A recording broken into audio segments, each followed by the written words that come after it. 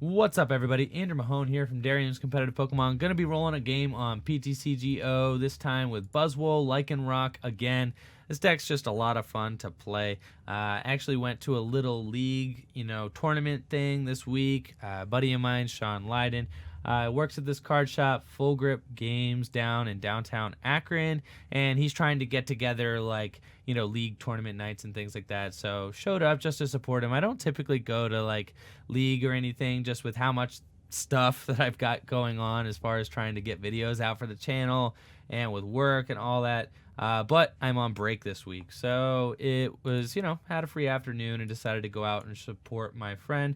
That was a lot of fun. I played Buzzwole Lycanroc, but I played my Memphis list, and sure enough, my only loss of the night ended up being to a friend of mine, Darren, who is playing an Alolan Ninetales deck with the Barrier Ninetales. So literally just went turn 2, Barrier Ninetales, and I had a horrible time. I tried to go in with Rockruff. I was attaching strong energies to Rockruff and was going to try and Wild Kick, but he was able to Guzma it up, knock it out. I was going to try and Wild Kick with I don't know, what if you put 3 Strongs on it, you could do, what? You do enough to knock it out? Can you? 60? 90? No, I would have needed 4 Strongs on it. What? 80? Yeah, I would have needed all 4 Strongs on my Rockruff. And I would have had to flip heads. But, I mean, I didn't have any other option, so I was at least going to try. And sure enough, he Guzma'd up the Rockruff. He wasn't benching anything else. He was being smart. He knew my list. Knew I didn't have anything to answer it. So you will see that in my current list, I am running the Zygarde non-EX, non-GX in place of my Zygarde EX, just because I'm tired of losing to people that play a barrier Pokemon. So it looks like they're starting to crop up a little bit more, especially with the popularity of this deck, which doesn't have much of an answer to it. So let's see what we're going to do with this hand. Got some Rockruffs active. I would like to get a Buzzwole active. I can Ultra Ball away the Rescue Stretcher and the Sycamore maybe, and attach a Fighting and Guzma it into the active position. I actually like that. Let's do Rescue Stretcher and Sycamore, and we're going to go get a Buzzwole, and let's see. Yep, we're going to get a Buzzwole, and then we're going to Guzma something up, something fat, like the Oranguru maybe. Let's just go ahead, get the Fighting, and we're just going to do this to just be aggressive, kind of haze my opponent's setup. They want, obviously, the Vulpix in the active position. Some of these decks are not even playing any copies of Floatstone, so getting the Oranguru into the active position is, it's pretty cool. I might be able to take a quick knockout on it by doing, no, they have Guzma, so that's fine. Next turn, I'll go ahead and end, and I'll just attach a Fighting Energy to my bench Rockruff or something like that. Maybe the active Rockruff even. I could attach to the active Rockruff in case I want to retreat. Or I could decide to corner the Vulpix, in which case the Vulpix is probably going to stay there too. I decided to keep the N instead of the Sycamore, obviously, because even though I'm going to finish with a 1-card hand, first of all, I don't know what my top deck is going to be. Second of all, I also want to disrupt my opponent's Beacon, assuming they're about to Beacon here.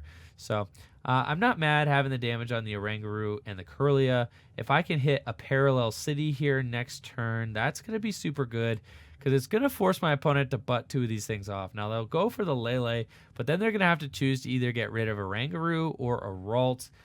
If I can bring up if I could bring up another Pokemon, something like that, maybe we can make this even sweeter. So let's see. We'll attach the active Rockruff, and then we're just going to end. And we did get a Floatstone, so that's good. But it looks like we are rolling here with a suboptimal hand. That's fine. So let's just go ahead and we'll Floatstone this Rockruff and retreat into Buzzwole. It's going to take a lot for my opponent to be able to knock out this Buzzwole this next turn, so I'm not super concerned. But let's just go ahead and Jet Punch, and we'll kind of diversify the damage a little bit. We're going to chase the one with the energy on it, just because my opponent, may play Max Potions or something like that. Seeing by the Vulpix, they probably play a Max Potion version of this deck. by attaching this fairy energy manually to the Vulpix, I think that probably tells me that I'm going to survive the turn. Like, they're not, because they can only attach manually once per turn, so they would have to get out like 3 Gardevoirs or something. So that means that they can't attach double colors energy this turn, meaning that they didn't have, any sort of rare candy craziness going on in that last hand, which is good, real good. This hand, much more stomachable. I got a Remoraid, finally. I did have to Ultra Ball away a Sycamore turn 1, so obviously, and they parallel me first. They parallel themselves first, and they got rid of the double colorless energy. Interesting move on my opponent's part, and they're going with Gallade. Okay, so this is like a very interesting turn of events here, because I'm like glad that they got rid of the Ralts with the DCE on it. Like, I'm cool with that, but they also have paralleled themselves, so I wonder how this strategy is going to buff out for my opponent. I don't know that I've seen somebody really go in kind of with Gallade in this matchup, but we'll see. Might work out for my opponent. I am going to end up benching my own Remoraid. I'm glad that I'm able to, that my opponent did not do this the other way.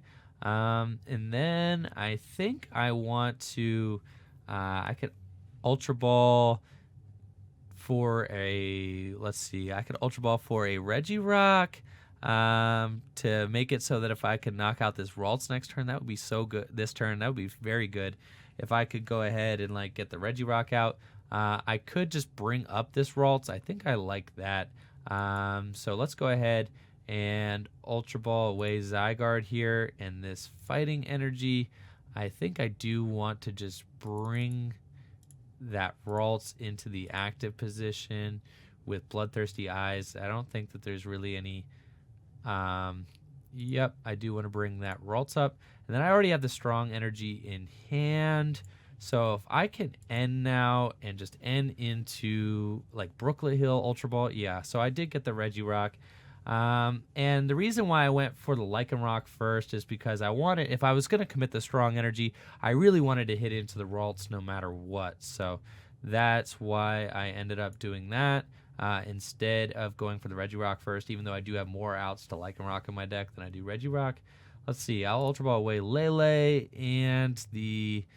I've already gotten rid of my Rescue Stretcher, so probably the N, and then I'll just continue to draw my cards with Octillery next turn, and we're going to go get that Regirock, and this is good. So you can see, like, some players were telling me that this is how they end up winning this matchup, is by paralleling themselves, but paralleling themselves seems like a very kind of suboptimal play here, because now, they have left themselves with 1 Ralts, which I knocked out. Also was able to knock out that Vulpix. Maybe I shouldn't have knocked out the Vulpix, but I decided I would take, my 2 prizes while I have them. And, that does leave some bench space here, and my opponent can bench some more Ralts. But at this point, I'm cruising pretty easily. I could attach another fighting, knock out this Buzzwole. I can, both of these Pokemon are within, easy KO range. My opponent did have to ditch a double colorless energy, so they're not even guaranteed to hit this DCE off of this N. They did ditch that one with Parallel. If we do remember, they only have 3 in deck, and they have a very fat deck. They did find the double colorless, so they are going to be able to Sensitive Blade, but if they don't get a Ralts down or something like that, then I'm just going to be able to Knuckle Impact, easy mode, knock this thing out, not really worry about, any sort of return KOs here. Maybe my opponent is able to finagle like all right, we're going to go ahead. Yes, we're just going to knock out this active here, and we're going to evolve my Remoraid, and let's go ahead and max elixir as well, see if we can hit it on my Buzzwole. We do. This is great, and I'm gonna save my Lycanroc in case I want to bring something up on my opponent's bench next turn. But let's no point in field blowing. I want to keep the parallel the way it is on my opponent's side, and let's just go ahead and Knuckle Impact, knock out that Gallade. It's the only threat left on my opponent's side of the board. that's a realistic, threat that I have to worry about. This Oranguru, not going to be doing too much. I'm not too concerned about Oranguru. You can't Psychic this turn because he does not have a Gardevoir in play, so that's not going to work out. It does have a Max Potion, knew that those were going to be coming, but my opponent's going to need to hit like Floatstone and DCE for this Lele to knock out my Buzzwole. And if they do that, then, if they don't bench anything else, then I'm going to be able to just Jet Punch it for a lot of damage. But if they do bench other Pokemon, then they run the risk of me being able to Dangerous Rogue it, which would be really good. In fact, speaking of Dangerous Rogue, I may want to Field Blower my own Floatstone here, and they are going to bridge it. So I'm glad that I left that parallel there, just because now their play is compromised. They can only get 2 Ralts instead of a third. If I'd Field Blower the parallel, then they would have been in a bad spot. So, did they get the Floatstone? That would be interesting if they did. They're going to Instruct, hoping for a Floatstone or something. I don't even know that these decks play any Floatstone, though. Some of the lists are not. So, they do get a Field Blower. They are going to... I was going to Field Blower my own Floatstone, actually, to make room for this Choice Band. So, that is a little bit... that helps me. That's not a problem. Okay, so I'm going to play probably as many cards as I can so that I can try... Okay, no, I don't even need to. Yeah, well, I do. I was going to say, so I can try an Abyssal here, but I don't really need to. I could just Lycanroc that, but I have Knuckle impacted this turn, so I do need to find a Guzma and a Floatstone. So let's see, or not a Guzma. Oh, yeah, I do need a Guzma. I need a Floatstone or something if I want to Knuckle impact with this active Buzzwole again, but I don't need to because I can just Dangerous Rogue it. So I just need to find a fighting energy. Yeah, so that's not bad. So I'll just bring up yes, I would like to bring up this Tapu Lele here, and now I can retreat. So no matter what, I do have a play. I think I am going to Field Blower this and my own Brooklet Hill. I don't want my opponent, getting, I don't know, their Vulpix if they want it. And then I'm going to Abyssal for 2. And we got a Max Elixir, so let's see if we hit that Max Elixir. We do. We're going to throw that onto my Buzzwole, and then Sycamore. A little bit of a sketchy play, like using the Max Elixir there, because what if I whiff my own fighting for my own Lycanroc there to take the knockout, but it's fine. I may actually, let's see, I could take the knockout with Buzzwole or Lycanroc. I think Lycanroc is the play, though. Just doing 170 perfectly. Okay, so I think I do take it, or 180, 150 plus, yep, so I can attach this one here, and then I'm going to retreat into my Lycanroc, yep, take these 2, yep, and then I'm going to GX here, and then I'm in a very good position to be able to take the game. I decided to use my GX attack now instead of waiting to GX because, if I take a knockout, then my opponent could put me in a weird position where they just deny me my a good GX knockout or something like that. If they're able to evolve these up into Gardevoirs, and then if I had knocked out like a Ralts or something like that, then they could have maybe tanked with one Gardevoir or something like that a little bit easier. And I would not have been able to knock it out with knock out an EX or GX with Dangerous Rogue. So I decided to take the Dangerous Rogue there while I had it. And then we should have game here just with Regirock, Choice Band. Let's see. Actually, and Guzma. Here we go. Yep. So let's just go ahead, Guzma up Oranguru and get her done. So, all right. Good game to my opponent. Going to go ahead, Knuckle Impact there on the Oranguru. Give him what he deserves, 380 damage. Thank you all for watching the video. Pretty decent matchup. I think Buzzwole is pretty favored against Gardevoir. I'm not exactly sure about some of my opponent's routes in that game. Leaving themselves with only the Gallade, I think, kind of weakened their board positioning to a point where they couldn't recover from it.